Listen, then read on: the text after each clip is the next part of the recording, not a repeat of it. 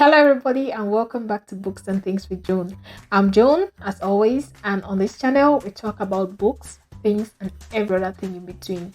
Today, I'm going to be sharing with you one of my very favorite fiction books. Well, everybody knows I'm a non-fiction reader, but I just decided to dive into fiction a little bit, and trust me, I found some really beautiful fiction books.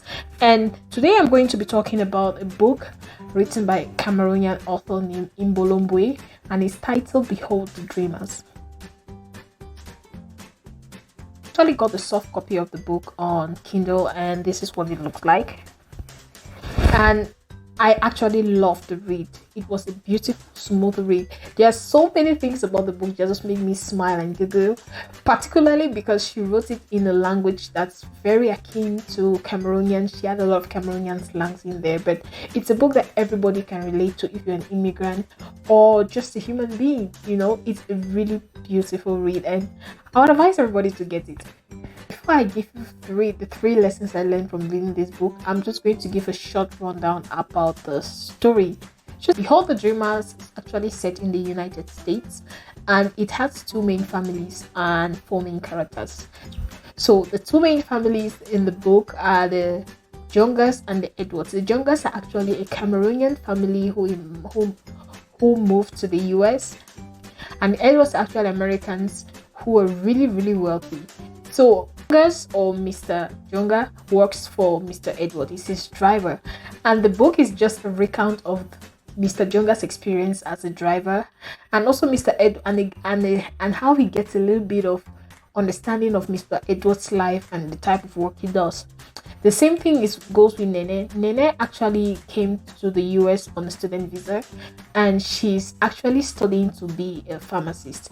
And the book actually recounts her experience in school.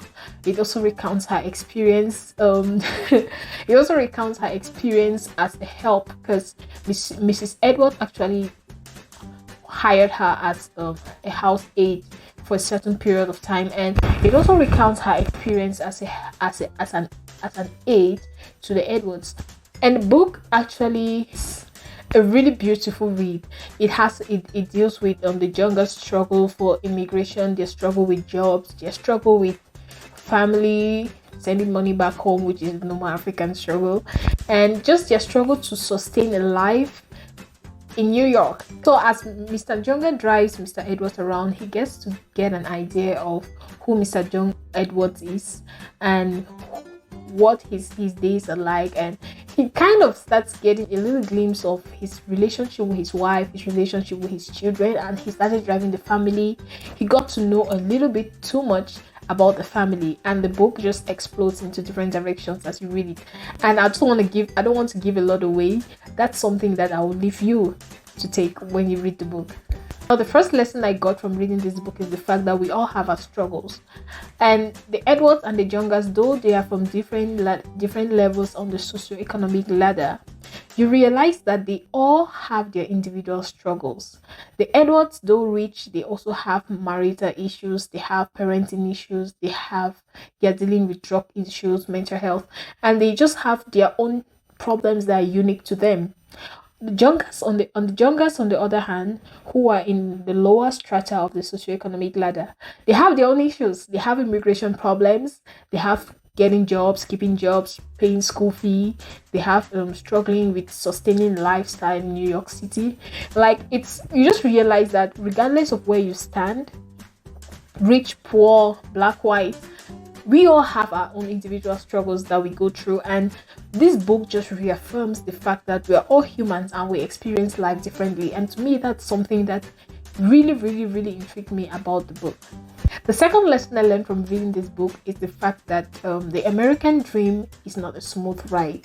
You know, I always had this misconception that once you hop on the plane and you get abroad, wherever abroad is, America, Europe, wherever, you've made it already, you know. But the reality is actually, once you get on that plane and you land at the airport, your struggle just begins, because you realize there are so many things you have to battle with. If you're in a society, if you're in a white society, you'll definitely have to battle with racism. Not everybody will be racist, but there'll be just a few people who just exhibit a few subtle attributes of racism, and you're also going to find cultural differences. You have to adapt with the culture, which is very different from what you're used to. And the weather, trust me, if you're coming to a country like Canada and you're from Africa, where we have like tropical climate with our sun and our rain, and that's it, and you have to battle with the small snow, going to work, going to school, it's actually a lot to deal with. And while you're back in Africa, the only thing you see are the glitz and the glamour. You see the pictures they post on Facebook, on Instagram, and you feel like this is what I want to do, but they don't actually show you all the bag of suffering that lies behind it.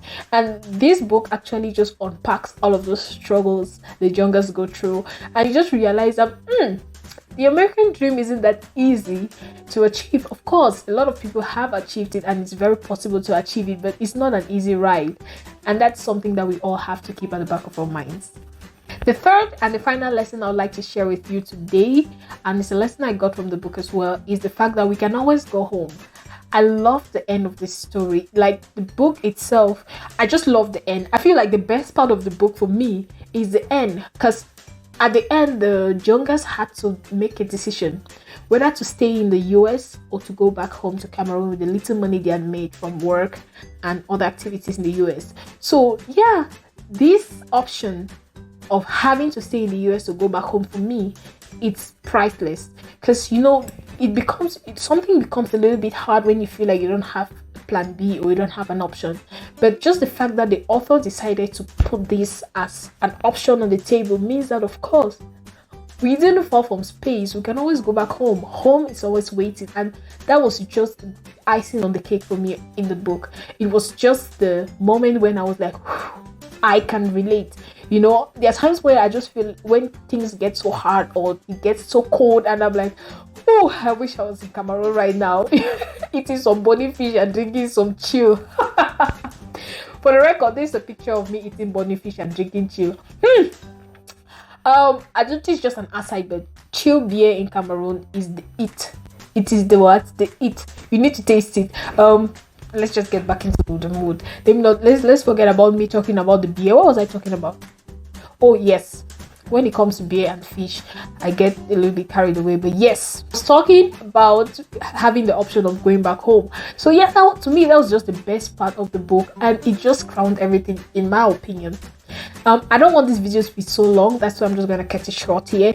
And I would like you to grab a copy of this book, whether a hard or a soft copy, whatever works for you. Read it and just share your thoughts with me on the comment section, or just share your experience as an immigrant, or your thoughts about what immigrants go through in the US or wherever in the world they may be. Be expecting your comments in the comment section, and don't forget to like and subscribe, and come back next week for another episode.